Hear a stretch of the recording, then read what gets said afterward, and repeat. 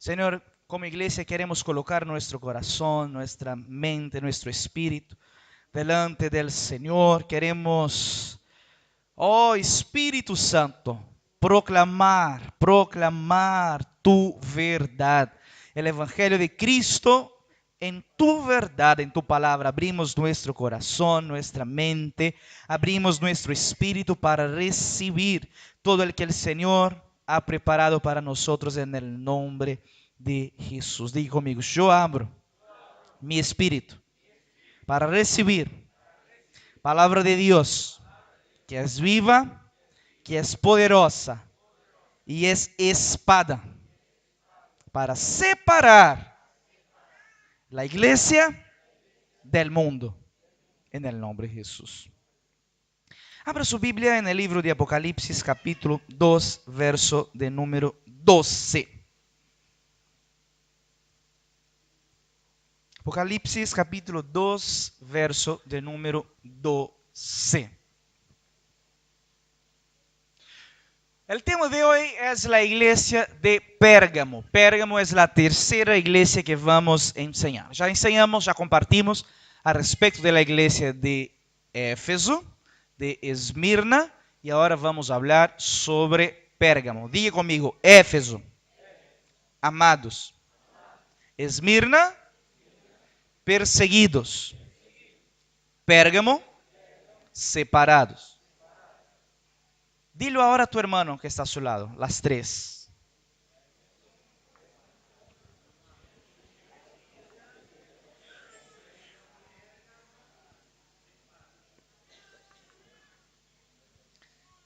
Al final de las 7, ustedes van a saber memorizado las 7 iglesias, ¿está bien? Bueno, yo voy a decir ahora el nombre de la iglesia y ustedes van a decirme el tema, ¿está bien? Éfeso, Esmirna, Pérgamo, Tiatira, semana que viene. Apocalipsis capítulo 2 verso 12 dice así: escribe al ángel de la iglesia en Pérgamo, el que tiene la espada aguda de 2 filos, dice esto: yo conozco tus obras y dónde moras, donde está el trono de Dios. ¿Es eso? ¿Dónde está el trono? Imagínate una iglesia que quien gobierna es Satanás. Es la iglesia de Pérgamo. Existen lugares que Satanás habita. Existen lugares que Satanás enseña. Pérgamo es el lugar que Satanás gobierna. Verso 13. Yo conozco tus obras y dónde moras, donde está el trono de Satanás. No debe ser muy bueno ser vecino de Satanás, ¿eh? Pero retienes mi nombre y no has negado mi fe, ni aun en los días en que Antipas, mi testigo fiel, fue muerto entre vosotros donde mora Satanás. Diga Antipas. Verso 14. Pero tengo unas pocas cosas contra ti, que tienes ahí a los que retienen la doctrina de Balaam, que enseñaba a Balac a poner tropiezo ante los hijos de Israel, a comer de cosas sacrificadas a los ídolos y a cometer fornicación. Y también tienes a los que retienen la doctrina de los nicolaitas, la que yo aborrezco. Por tanto, arrepiéntete, pues si no, vendré a ti pronto y pelearé contra ellos con la espada de mi boca. El que tiene oído, oiga lo que el Espíritu dice a las iglesias. Al que venciere, daré a comer del maná escondido y le daré una piedrecita blanca, y en la piedrecita escrito un nuevo nombre, el cual ninguno conoce sino aquel que lo recibe. Bueno, hermanos, hoy vamos a hablar al respecto de la iglesia de Pérgamo. Ya hablamos sobre Éfeso, la iglesia que perseveró en las obras y que por algún momento perdió su primer amor. Y el Señor entonces mandó a Éfeso a arrepentirse y volver al primer amor y la práctica de las primeras obras. Semana pasada hablamos en los cultos y trompeteamos en las células al respecto de la iglesia de Pérgamo, una iglesia que fue fiel hasta la muerte. La iglesia perseguida, la iglesia que fue perseguida por su fe, por el nombre del Señor Jesús, y por eso fue muerto. Yo quiero hacer acá un contexto histórico para que los hermanos puedan saber exactamente dónde vamos a entrar hoy. La iglesia de Éfeso era la iglesia del primer siglo, del siglo I. ¿Está bien? Alguien me preguntó en mi célula ayer, pastor, ¿estas iglesias existían todas cuando las cartas fueron escritas? Sí, existían obviamente, por supuesto. Pero ¿cómo entonces la iglesia de Esmirna, por ejemplo, fue del siglo II y siglo III? Porque cada una de las iglesias fueron iglesias proféticas. Al mismo tiempo que existían en sus días, estas iglesias simbolizaban un tiempo que vendría. Y cuando estudiamos las 7 iglesias, podemos ver que Dios está por detrás de la historia, porque Dios escribió las 7 cartas y cada una de las cartas dice respecto de un tiempo, de un periodo en la historia. Entonces las 7 iglesias nos enseñan sobre toda la historia del cristianismo. Toda la historia del cristianismo resumido en 7 iglesias. Solamente existen 7 tipos de iglesias. Pero yo conozco muchos nombres. Yo conozco iglesias de la Palomita. Siempre me preguntan esto, todas las veces. ¿No te pasa con vos esto? ¿Sos cristiano? Soy, pero de la Palomita.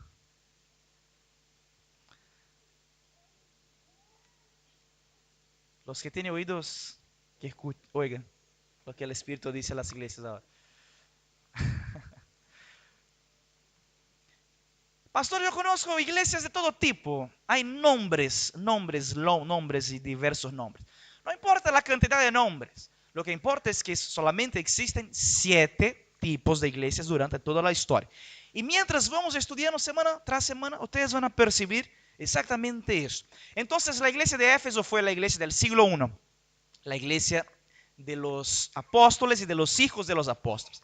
La iglesia de Pérgamo la iglesia de Esmirna fue la iglesia del siglo II, el siglo III, que fue la iglesia perseguida por el imperio, y era la iglesia que no se doblaba delante de los dioses y del culto al emperador, sino que se levantaba las manos santas para declarar su fidelidad al Señor. Estudiamos en la vida de Esmirna una iglesia fiel.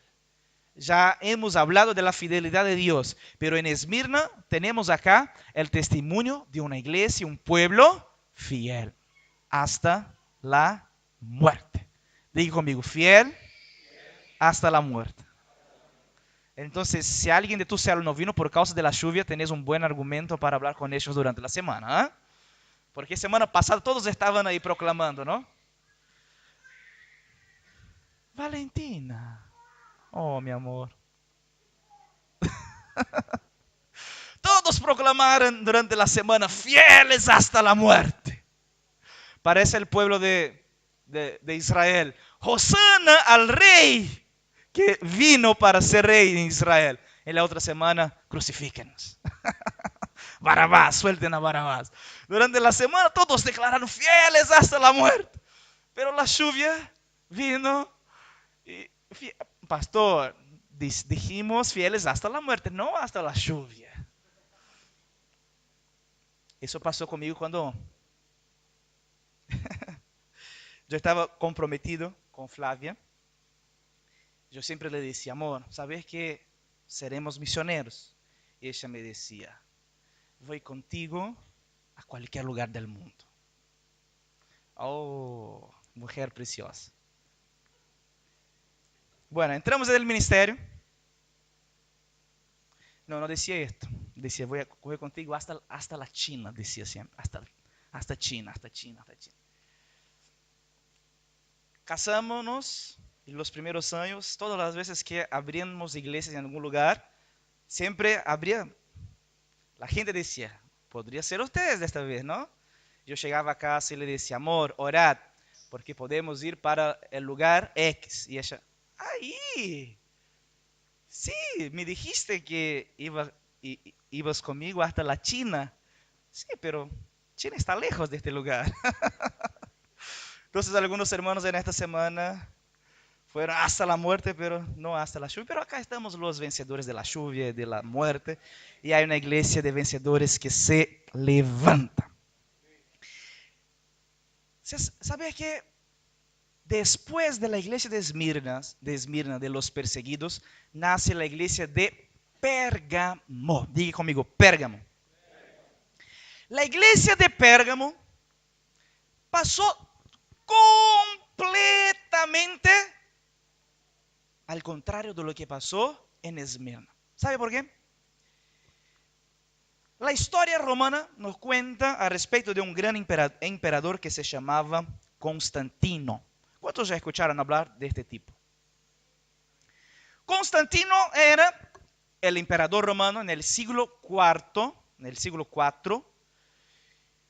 y era un emperador muy conocido por sus conquistas. Era un conquistador de territorios. Y una noche, Constantino tuvo un sueño. Existen algunos hermanos que tienen muchos sueños proféticos, ¿no? Y a veces los hermanos tienen todo tipo de sueños y muchas veces los hermanos me llaman, pastor, sueñé con esto en esta noche. ¿Qué significa esto? No sé. Pero Constantino una noche tuvo un sueño. ¿Cuál sueño? Su ejército entero estaba con un escudo. Y había un dibujo en el escudo. Y el dibujo que estaba en su escudo era una cruz. Y una voz decía a Constantino, por esta cruz vencerás. Por esta cruz vencerás. El emperador despertó en el otro día por la mañana. Hermano, eso no está en la Biblia. Eso está en la historia. Eso es historia. ¿Está bien? Historia. El emperador despertó en el otro día y llamó a los sabios del imperio. Los sabios llegaron y él compartió el sueño. Les dijo, en esta noche soñé con una cruz y una voz me decía que por esta cruz vamos a vencer y conquistar nuestras batallas. ¿Qué significa esta cruz? Y los sabios le dijeron, ¿sabes el pueblo perseguido que matamos en el Coliseo? Y Constantino dijo, sí, ese es el pueblo de la cruz, los cristianos. Y Constantino dijo, no puede ser. Sí, es. Entonces, diga al pueblo que desde ahora en adelante el imperio no persigue más los cristianos. Y más, diga al pueblo que el emperador ahora es un cristiano. Y diga más al pueblo que el emperador se bautizará.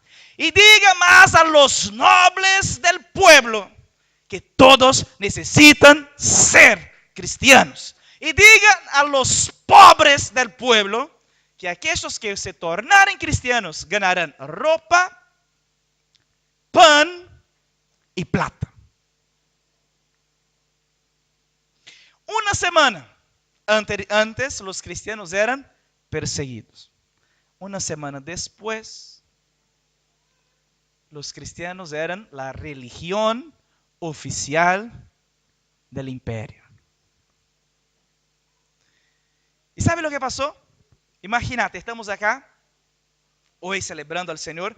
Semana que viene entra Mauricio Macri y todo su comitiva. Llenamos el anfiteatro. Fue lo que pasó. El emperador llegó. Yo sentí a algunos hermanos así. Bueno, vamos a usar otro nombre, no es posible. El emperador llegó. Imagínate, los cristianos se juntaban en las casas. El emperador llegó, miró. No puedo quedarme acá. Entonces, ¿qué hacemos? Vamos a construir ahora templos. Empezaron a levantar templos. Los cristianos salieron de sus casas y ahora necesitaban congregar y frecuentar los templos. Pero no podría ser cualquier tipo de templo. No podría ser, por ejemplo, el templo de Pichincha 53. Tenía que ser templos llenos de oro, templos lindos, porque no era cualquier persona. Iba a usar un nombre, pero es riesgoso, ¿no? Siempre que usamos un nombre es posible que haya alguien con este nombre ahí. No era cualquier José de la esquina. José no está ahí, puede usar. Era el emperador. Entonces necesitaban levantar templos. Pero imagínate, ¿quién iba a predicar? El pastorcito. El emperador, ¿cuál es la formación de este tipo? No tiene formación. Bueno, entonces necesitamos colocar gente formada. Porque ahora están mis nobles acá, todos los del imperio acá. Los nobles llegaban a la reunión, imagínate, la reunión del imperio se tornó reunión de presbiterio. Y los nobles llegaban y decían, señor emperador, mira, yo vengo de una religión y en mi religión había una madre con un hijo en sus brazos. Necesitamos colocar unas imágenes acá, necesitamos levantar algunos altares ahí. Y en la medida que los años fueron pasando, el emperador, el imperio, el estado, empezó a gobernar la iglesia. ¿Y sabe lo que pasó? La iglesia murió. Por eso la Biblia dice que esta iglesia de Pérgamo era la iglesia que tenía el trono de Satanás. Wow. Una iglesia donde Satanás gobernaba. Una iglesia donde Satanás vivía. Una iglesia donde Satanás moraba. Imagínate los cristianos verdaderos cristianos. Una semana antes estaban ahí reunidos en la iglesia de Esmirna. Ahora van al culto, todos felices. Imagínate, llega la noticia: no somos más perseguidos. Ahora el emperador es hermano nuestro. Y todos van al culto. Wow, vamos a ver cómo será este culto, ¿no? Y entran en el culto. ¿Qué pasó acá? ¿Qué hicieron con el cristianismo? ¿Van a llegar cerca del emperador, del hermano, para saludar? No podrían ni entrar en el templo cuando el emperador estaba. La palabra enseñada no era más el evangelio de Cristo, porque el evangelio de Cristo era muy fuerte. Tenía que ser un evangelio mezclado, un evangelio que puede ser hablado, porque pastor, ¿sabes? Existe gente que se nos escucha, nunca más volverá a la iglesia. Entonces no podemos ser tan fuertes, no podemos ser tan duros. Necesitamos de un evangelio que sea un evangelio tibio, mezclado. La iglesia, que era la iglesia de los mártires, se tornó la iglesia muerta. La iglesia murió. ¿Por qué la iglesia se murió? Porque la iglesia de Pérgamo fue la iglesia donde el mundo entró completamente. Diga conmigo, Pérgamo. Mezcla de la iglesia con el mundo. Esa es la iglesia de Pérgamo. Verso 12, Apocalipsis capítulo 2. Como ya los dije, las 7 cartas tienen 4 estructuras simples. La primera parte de las cartas es, diga conmigo, presentación de Jesucristo. Después, elogios y exhortaciones a la iglesia. Y al final, la promesa de los vencedores. ¿Cómo el Señor Jesús se presenta a Pérgamo? Verso 12. Escribe al ángel de la iglesia en Pérgamo, el que tiene la espada aguda de 2 filos, dice esto. Por favor. ¿Cómo Jesús se presenta a Pérgamo? El que tiene la espada aguda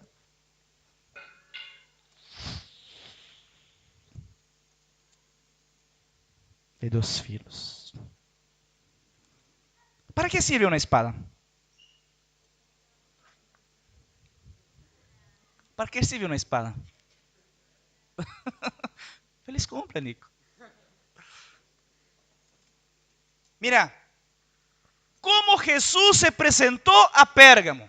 Yo soy aquel que tiene la espada. Interesante. ¿Por qué Jesús usaría una espada para presentarse a la iglesia? Sería raro Jesús llegar a nosotros en la Vid Buenos Aires y decir: hola hermanos de la Vid, ¿qué tal? ¿Todo bien? Todo bien, Señor Jesús. Yo soy aquel que tiene espada. ¿Para qué sirve la espada? Espada es un instrumento de guerra. Espada es un instrumento de batalla. Espada es un instrumento para pelear. Entonces Jesús está diciendo: hermanos de Pérgamo, yo soy aquel que viene para pelear contra ustedes. ¿Cuántos me comprenden? ¿Cuántos me comprenden? Hebreos capítulo 4, verso 12.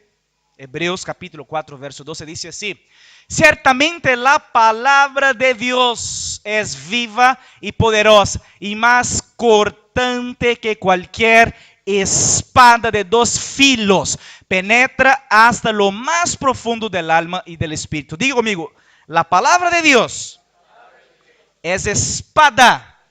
¿Sabe cuál es la espada de Dios? Su propia palabra. ¿Para qué sirve la palabra? Muchos pueden decir: pastor, la palabra sirve para alimentarnos. ¿Es verdad o no? Sí. A veces la palabra viene como pan. A veces la palabra viene como agua. ¿Para qué sirve el agua? Para lavarnos. Pero en esta noche la palabra no viene como pan.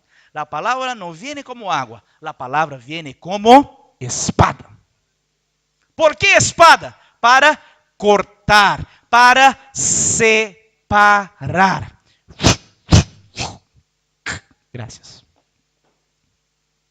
Para separar. Entonces Jesús se presenta a Pérgamo como aquel que viene a luchar contra la iglesia. Aquel que viene con la espada para separar. ¿Separar qué? Separar mundo y separar iglesia. Separar mundo y separar iglesia. Escúcheme, por favor, Iglesia La Vid de Buenos Aires. Y que sea trompeteado en todas las células de nuestra iglesia esto en esta semana. Toda iglesia mezclada con el mundo tiene la palabra de Dios en contra de ella. Toda iglesia mezclada con el mundo tiene al Señor Jesús como su enemigo. Toda iglesia mezclada con el mundo tiene al Señor Jesús como la espada. Y la espada sirve para separar. La espada sirve para partir. La espada sirve para cortar. Gracias. La espada sirve para cortar. La iglesia necesita comprender que no puede ser una iglesia mundana. ¿Cuántos me comprenden? Esa es la presentación de Jesús. Ahora viene el elogio y viene la exhortación. Verso 13 y verso 14. Dice así: yo conozco tus obras y dónde moras, donde está el trono de Satanás, pero retienes mi nombre y no has negado mi fe, ni aún en los días en que Antipas, diga conmigo, Antipas, diga más fuerte, Antipas, mi testigo fiel fue muerto entre vosotros donde mora Satanás. Verso 14. Pero tengo unas pocas cosas contra ti, que tienes ahí a los que retienen la doctrina de Balaán, que enseñaba a Balac a poner tropiezo entre los hijos de Israel, a comer cosas consagradas a ídolos y cometer fornicación. Mira, el elogio a la iglesia de Pérgamo tiene que ver con los Antipas. Y la exhortación a la iglesia de Pérgamo tiene que ver con Balaam. Diga conmigo, Antipas y Balaam. Más fuerte, Antipas y Balaam. ¿Cuál era el elogio de Dios sobre la iglesia de Pérgamo? Antipas. ¿Cuál era la exhortación de Dios a respecto de la iglesia de Éfeso? De Pérgamo. ¿Quién dijo Éfeso? Pérgamo, diga Pérgamo. Pérgamo, Pérgamo, Pérgamo, Pérgamo. Elogio, Antipas. Exhortación, Balaam. Wow. Escúcheme, porfa. ¿Quién es Balaam y quién es Antipas? Vamos a comenzar por Balaam. Quiero presentarte a Balaam. Si queremos conocer qué significa, porque acá obviamente la Biblia está usando algunos símbolos, algunos nombres que son símbolos, ¿cierto? De los dos símbolos que son usados acá, Balaam y Antipas, uno de ellos está en la Biblia. Balaam está en la Biblia. Los hermanos conocen un poco de la historia de Israel. Israel era un pueblo esclavo en el Egipto. Dios los sacó del Egipto y ellos pasaron por el mar y empezaron a conquistar las tierras, los pueblos, las tierras. Y el pueblo iba conquistando. ¿Dónde llegaban? Se establecía.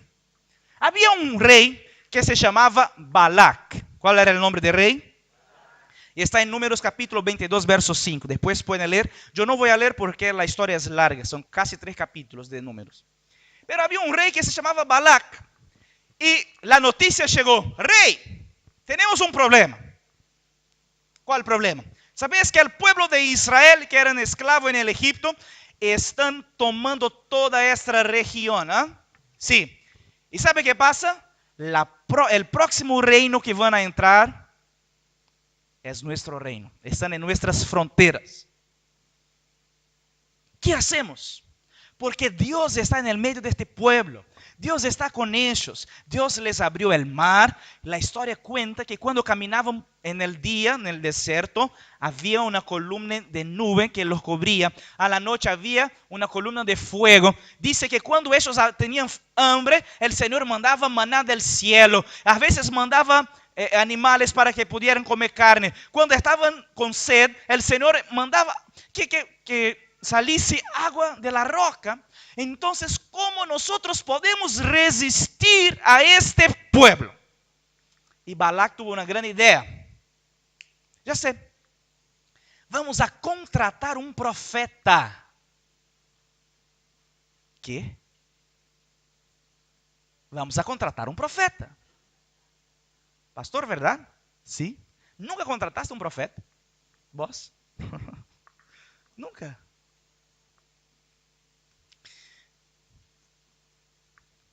Hermanos, existen algunas cosas que no se creen, pero existen. Pastor, ¿está diciendo la verdad? Sí, Balac contrató un profeta. Balac llamó al profeta. Y el nombre del profeta era Balaam. ¿Cuál era el nombre del profeta? Balaam. Y Balac era el rey, Balaam, el profeta. No confundo el nombre de los dos. Balac, rey. Balaam, profeta. Balac dijo a Balaam, Balaam, mira, ¿sabes que el pueblo de Israel está llegando, no? Sí, lo sé. ¿Sabe qué pasa? Yo no quería perder todo lo que conquisté acá. Ellos son pueblo de Dios. Yo sé que van a exterminar mi pueblo. Entonces te pago bien. ¿Y qué quieres que haga yo? Que los maldiga.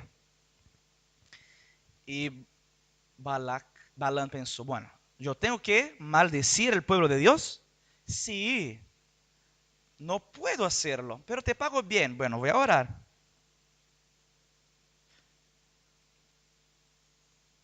¿Verdad? Voy a orar. Balac, no, te pago muy bien. Y Balaam, voy a orar más. Resultado final. Balaam fue maldecir el pueblo. La historia cuenta que Balaam subió en una burra y fue hasta el pueblo. La meta de Balaam era llegar a un monte alto, a un cerro bien alto, y del cerro mirar el pueblo de Dios y maldecirlos. Hermanos, escúchenme lo que pasó. La Biblia cuenta que Balaam estaba con la burra caminando y la burra empacó. La burra empacó. ¿Ya escucharon esa historia? ¿Alguien nunca escuchó esta historia? ¿Nunca antes? ¿Nunca escuchó esta historia? ¿Alguien nunca? Todos ¿Todos escucharon entonces? Ah, algunas personas nunca escucharon, qué bueno. ¿Tendría una burra acá para hacer un teatro?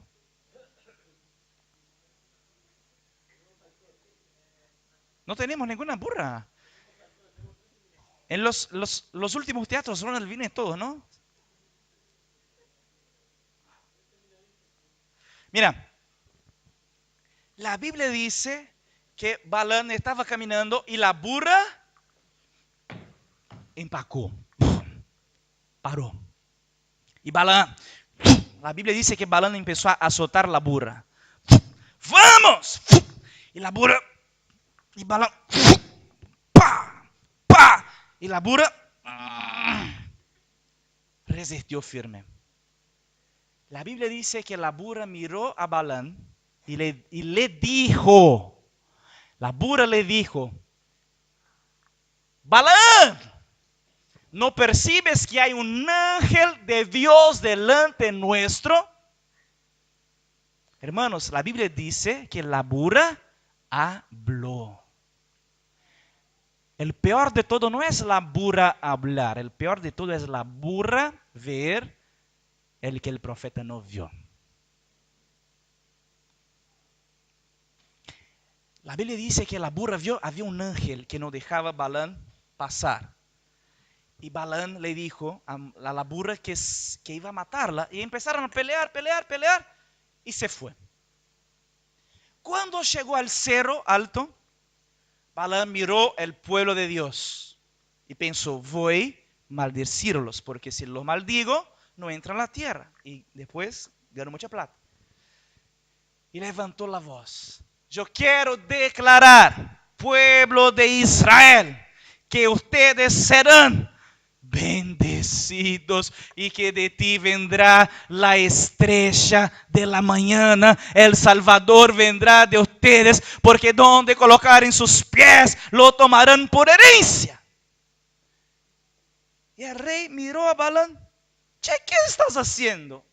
Y él dijo, no puedo maldecir el pueblo de Dios. Te pago más. Vamos a intentar de nuevo. Balaam levantaba la voz.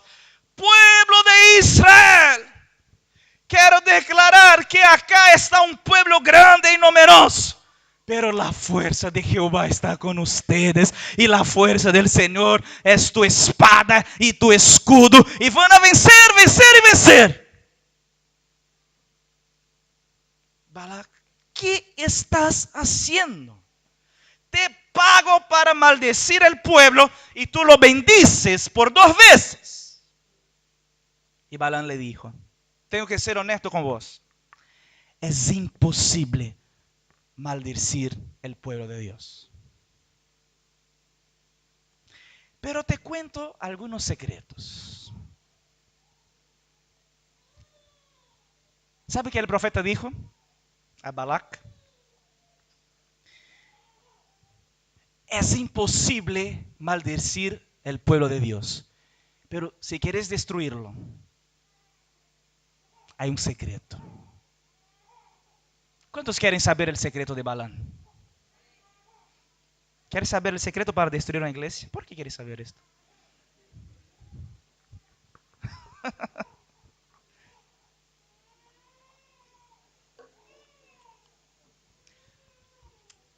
Balaam dijo a Balac, toma las mujeres más hermosas de tu reino,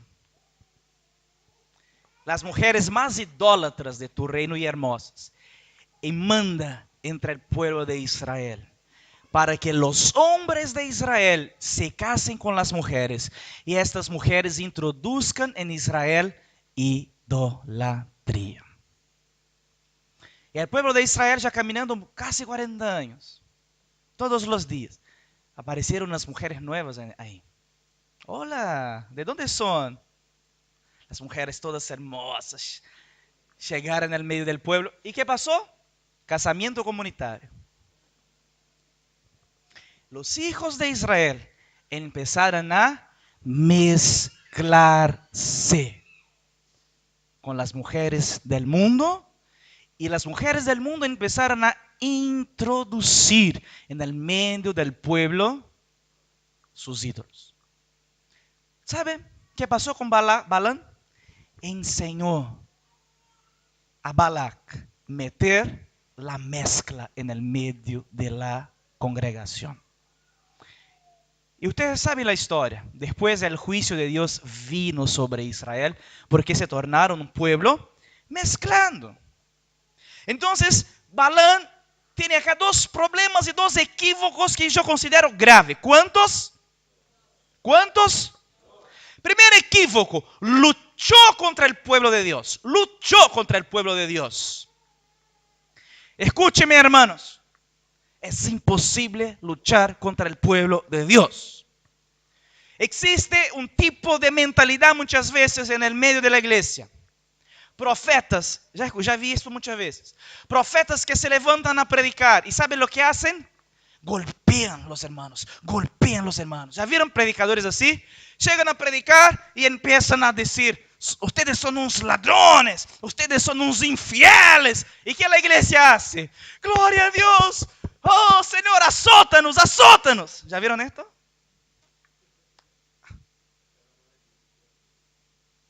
Pero son balaanes. ¿Quién son los balaanes? Aquellos que golpean el pueblo de Dios. Aquellos que se levantan contra el pueblo de Dios. Y más, a veces existen balaanes en medio nuestro. ¿Cómo existen balaanes en el medio nuestro? Cuando alguien se levanta para hablar de la iglesia, cuando alguien se levanta para hablar de los hermanos, cuando alguien se levanta para hablar en contra de la iglesia, se está colocando en la posición de Balaam, porque la iglesia no es el pueblo del pastor, la iglesia no es el pueblo de los cristianos, la iglesia es el pueblo de Dios. Y cuando uno se levanta para azotar, para golpear, para levantarse en contra de la iglesia, está se levantando como Balaam. Ahí vive el trono de Satanás. Por eso, si hay algo que no aceptamos y nunca vamos a aceptar, es hermanos en la iglesia que se levanten para hablar mal, para hacer chusmerío. Si existe esto en tu célula, se levante como Antipas y diga: no acepto que en esta célula se levante gente para hablar mal de la iglesia, gente para hablar mal de los pastores, gente para hablar mal de los hermanos, porque donde hay gente así, ahí hay trono de Satanás y la espada viene. Y alguien diga. Y el segundo problema equívoco de Balaam fue que, ya que no consiguió luchar contra el pueblo, mezcló la iglesia con el mundo. Bueno, acá está un problema. Iglesias mundanas. Diga conmigo, iglesias mundanas. Estuve meditando en esto y preguntando al Señor: Señor, necesito hablar sobre el mundanismo dentro de la iglesia hoy, porque este era el equívoco de Balaam. Pero, ¿cómo podemos saber si una iglesia es mundana o no? Y más, ¿cuál es el problema?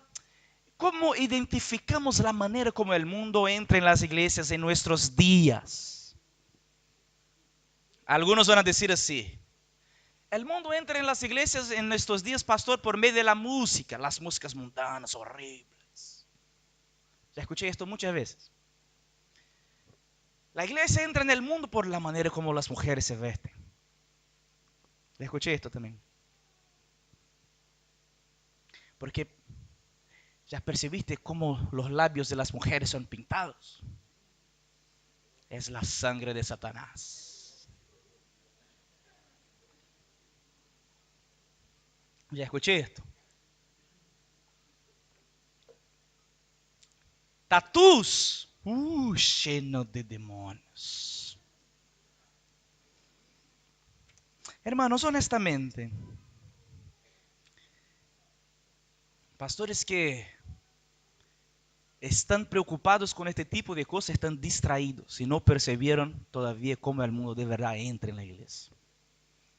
Porque no es así que el mundo entra en la iglesia. ¿Sabe cómo el mundo entra en la iglesia en nuestros días? La iglesia entra en el mundo en nuestros días por medio de una cosa que se llama humanismo. Diga conmigo, humanismo. Diga más fuerte. Grite, por favor. Gracias. ¿Por qué te pido para gritar? Porque es muy serio lo que voy a decirte ahora. El mundo entra en la iglesia por mundanismo. Cuidado con las palabras que terminan en ismo. Mundanismo, feminismo, comunismo, tiranismo, marxismo.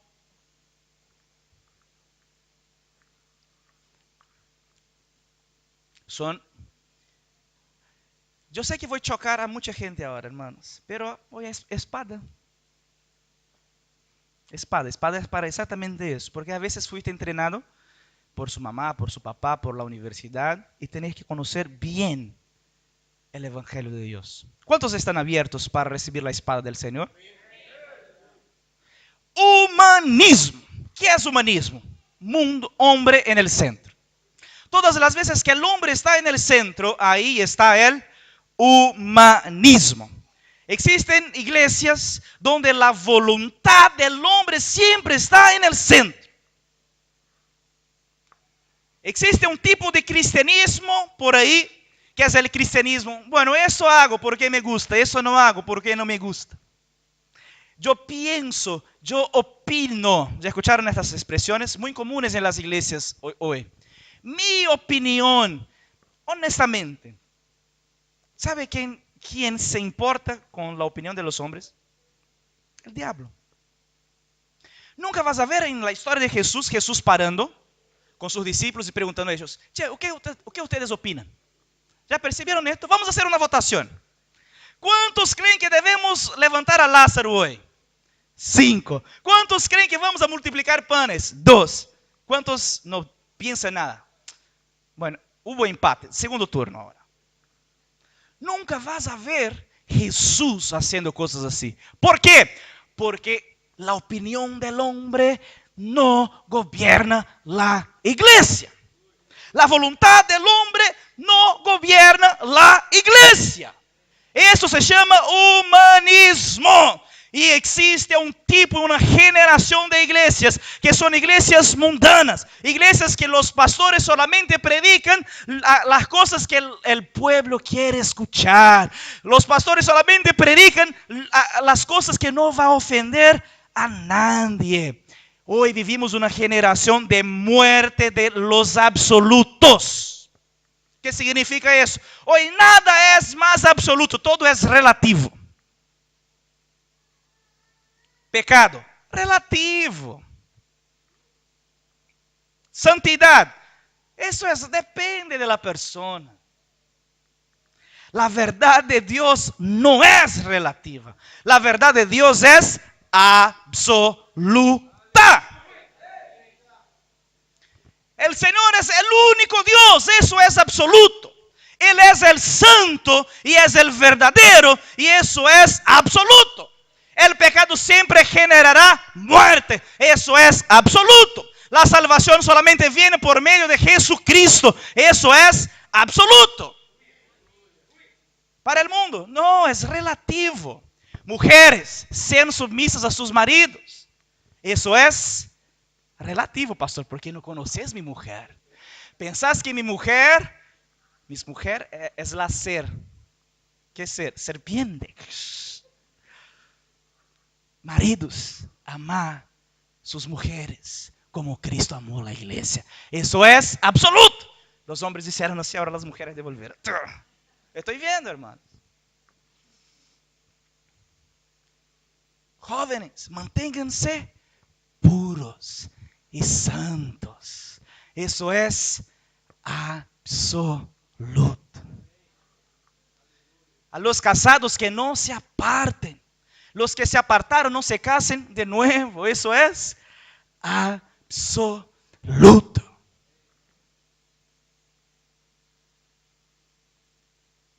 Pastor, ahora voy a tocar en un tema acá.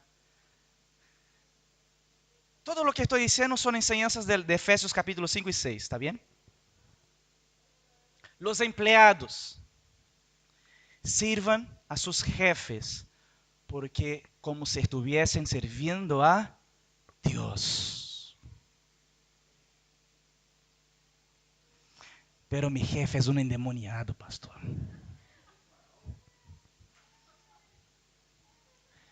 Eso no es relativo, es absoluto. Hijos, honra tu padre y tu madre. Eso es absoluto. ¿Cuál es el problema de las iglesias hoy? Todo es relativo.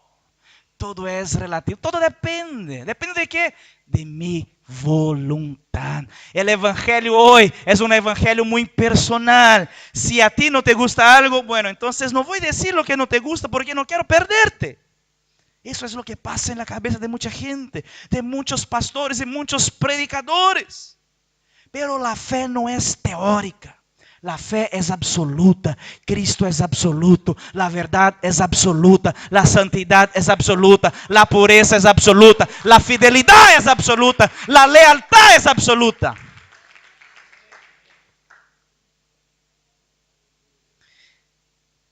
Pero había Balaam y también había Antipas. ¿Quién era Antipas? La palabra Antipas significa oposición. Si Balaam se levantaba para declarar el mundanismo, Antipas se levantaba para proclamar que él no renegaba su fe. Tenemos una elección delante nuestra, hermanos.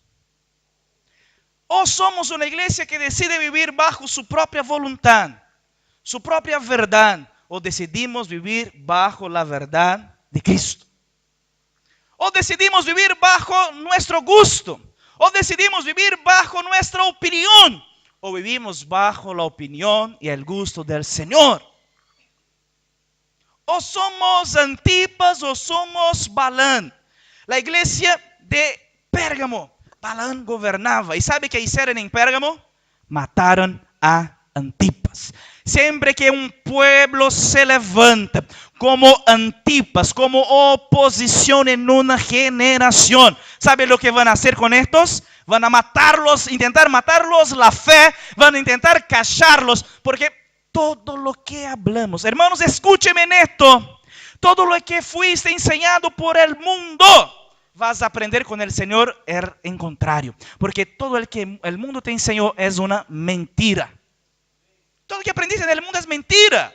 Y el Señor se levanta. Y acá el Señor levantará una iglesia de Antipas.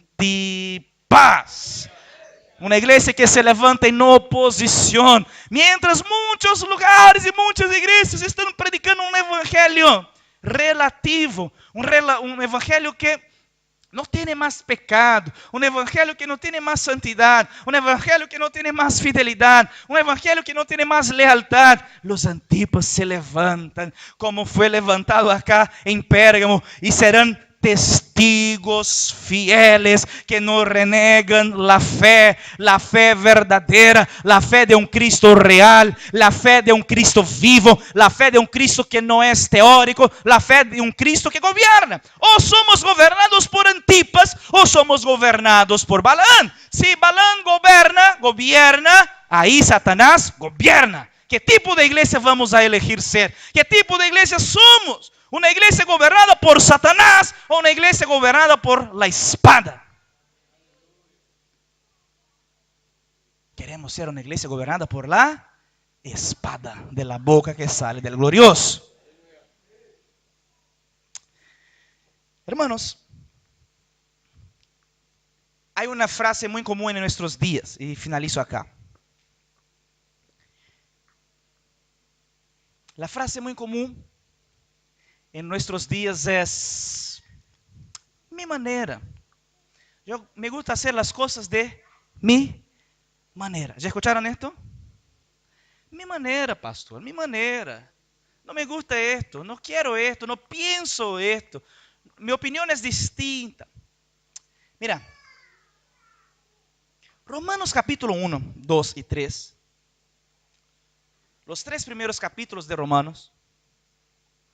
La Biblia nos presenta la manera como Dios se porta delante del pecado. Yo quiero leer con ustedes 3 textos. Romanos capítulo 1, verso 24 dice así: Por eso Dios los entregó. Diga conmigo, los entregó. Diga más fuerte, Dios los entregó. Diga a su hermano, Dios los entregó. Por eso Dios los entregó a los malos deseos de sus corazones, que conduce a la impureza sexual, de modo que degradaron sus cuerpos unos con los otros. Verso 26. Dice así. Otro verso. Por tanto, Dios los entregó. Diga una vez más, Dios los entregó a sus pasiones vergonzosas. Verso 28. Dice así.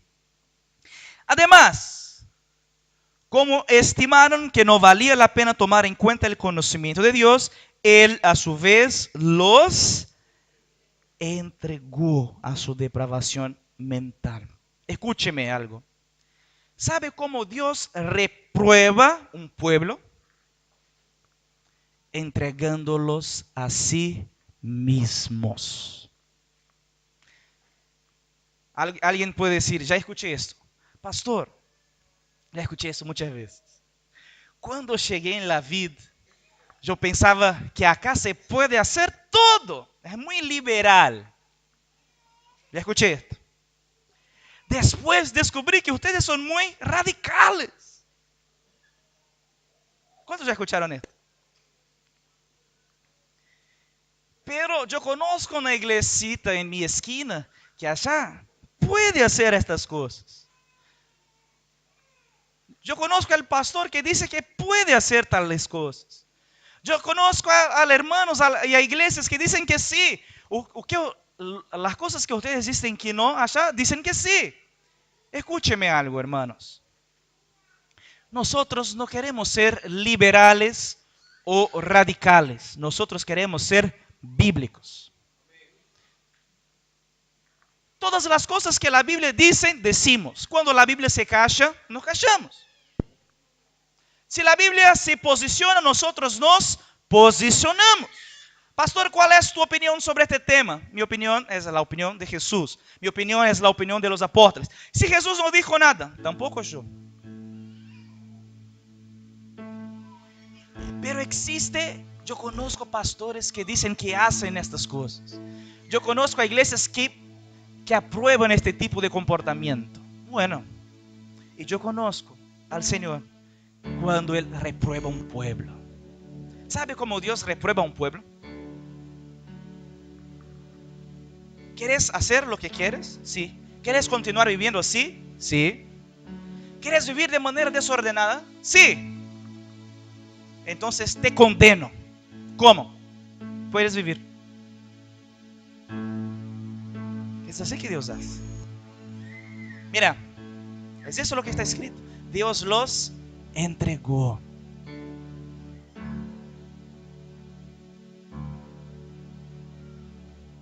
Las iglesias de los Antipas. Mira lo que está escrito en este slide. La señal más evidente de un pueblo bajo el juicio de Dios es cuando Él los entrega para que vivan como quieran.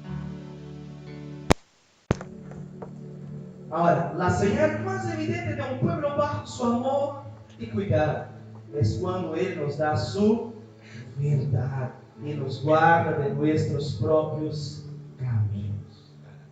¿Sabe cuando Dios te muestra su amor? Cuando Él te guarda de hacer tu propio voluntad. ¿No tenemos nada más? No, carajo. El Señor ama a su iglesia cuando guarda. Bonito acá.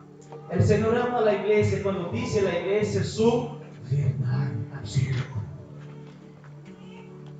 Si queremos andar con nuestra propia voluntad, si queremos andar bajo nuestras propias leyes, si queremos andar bajo nuestro propio evangelio, nos tornamos una iglesia mezclada, mundana, juzgada y contra Dios. No es nuestro llamado esto. Nuestro llamado es ser Antipas. Aunque el mundo diga sí, si el Señor dice no, es no. Aunque el mundo diga a los jóvenes, salgan, aprovechen su libertad. decimos a los jóvenes: sean santos y puros, sean guardados al Señor, sean fieles, se preserven en la verdad, en la santidad, porque hay recompensa. Aunque para el mundo no haya no haya verdad absoluta, en el Señor los Antipas se levantan para declarar: hay un verbo y hay una verdad. Se ponga de pie, hermanos, en el nombre de Jesús.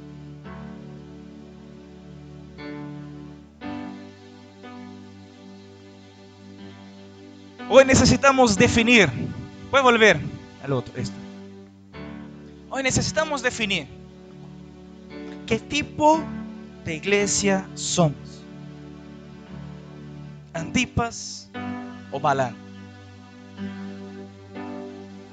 Pregunte a su hermano esto. Contate a su hermano que está a su lado y le pregunta: ¿qué tipo de iglesia quieres ser? ¿Antipas o Balaam? Los hermanos que están con los elementos de la Santa Cena pueden venir.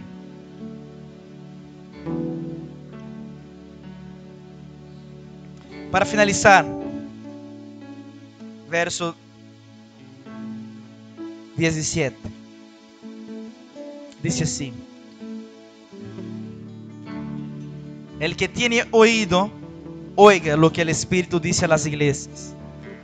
Al que venciere, daré a comer del maná escondido, y le daré una piedrecita blanca, y en la piedrecita escrito un nombre nuevo, el cual ninguno conoce sino aquel que recibe. Hay la promesa para el vencedor. ¿Cuál es la promesa? Son dos promesas acá. La promesa del vencedor es que va a recibir el maná escondido. Diga conmigo: maná escondido. Y piedrecita blanca, con un nuevo nombre. Al que venciere los Antipas, la Biblia está diciendo: a ustedes serán dado el maná escondido. ¿Qué es el maná escondido, hermanos? Les cuento brevemente porque el tiempo ya se fue. La Biblia cuenta que dentro del arca de la alianza habían tres elementos. Uno de los elementos era un maná, y este maná estaba escondido. La Biblia dice que al vencedor se les dará el derecho de comer del maná que estaba escondido, que es el propio Cristo, que apunta para el propio Cristo. Y además, al vencedor se le dará una piedrecita blanca con un nuevo nombre. ¿Cómo te llamas hoy? ¿Cuál es tu nombre hoy? ¿Sabes qué? Al vencedor será dada una nueva identidad. La piedrecita blanca era usada por los griegos en las elecciones. Cuando había elecciones en el medio de los griegos, se les daba una piedrecita blanca, y los electores tenían que colocar el nombre de aquel que había elegido. ¿Sabe qué quiere decir la piedrecita blanca? Que los vencedores ya fueron elegidos por el Señor y recibiremos una nueva identidad. A los vencedores recibirán una nueva identidad delante de su Dios y de su Padre, en el nombre de Jesús. Aleluya.